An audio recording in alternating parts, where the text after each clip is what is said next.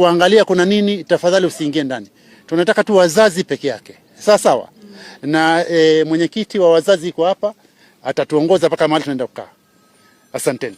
Wanahabari tutazungumza na nyinyi baada ya muda kidogo. Sawa. Tutakutana kwa main hall. Hii hall yetu kubwa.